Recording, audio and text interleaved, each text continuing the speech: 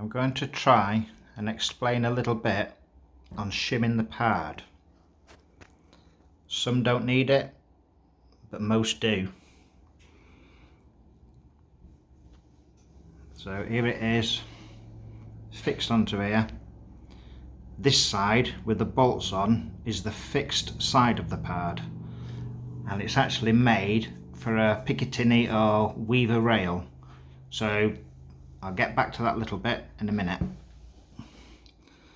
This bit here, if I can hold my camera steady, this bit here is what you need to shim to lift the back of the pard up, which then will elevate the barrel. When I first set my pard up, my first shot at 30 meters went about 2 foot low. So as you can see on here, just about how much I've shimmed it up, and I had to shim it quite a bit to bring it up. This is the back part of the pard, and as you can see here, there's a gap.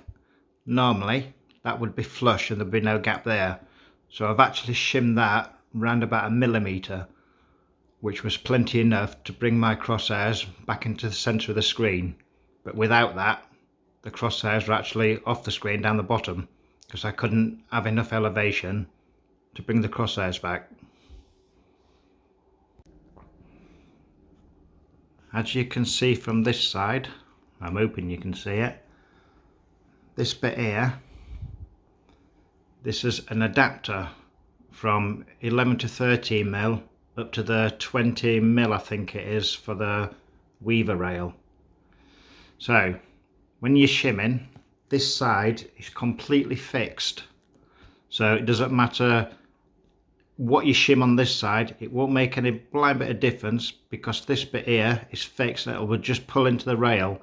So you could pack that out 5 mil, but this is just going to pull back to this rail.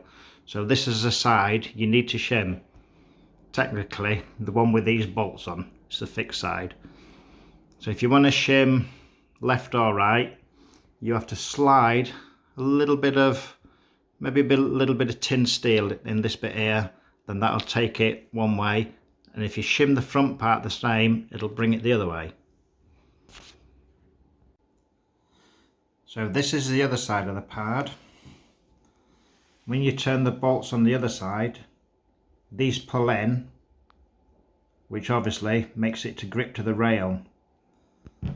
So shimming this side is pointless. You need to shim the other side because it's fixed. So just pulling these in, it doesn't matter what you put in, it will just pull the other side flush to the rail.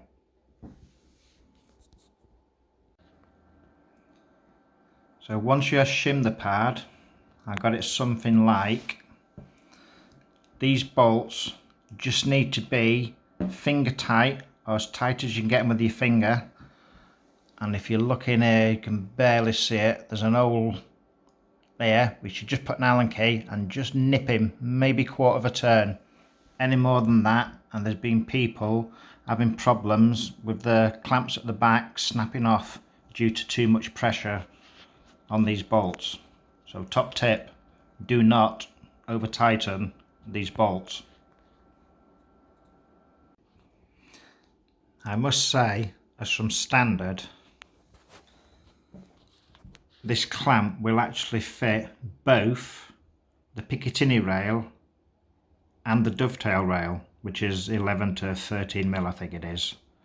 But what that will do, if you put this straight onto a dovetail rail, the actual pad will be slightly offset, because technically it will be designed for the Weaver rail, which is wider.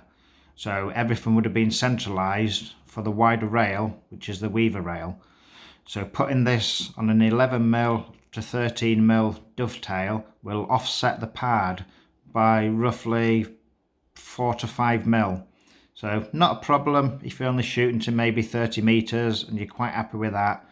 But once you start going past your zero, past 30 meters, obviously it will start shooting to one side. The further you shoot, the more to one side it will shoot. So top tip, if you're using the dovetail rail, make sure you buy them adapters. They're cheap enough off eBay. They're around about 10 quid for 2 delivered, something like that.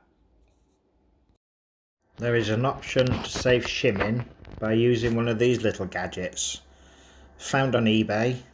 I will try and find a link to this certain part, but I got this picture from somewhere and I don't know where, but I'll see if I can find it. These are the adapters from the 11mm dovetail to the weaver rail, and these will keep the pad central.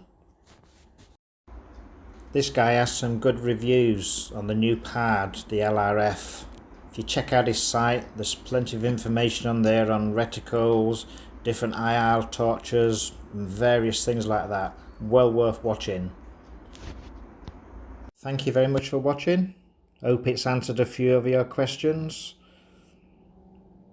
And please feel free to subscribe.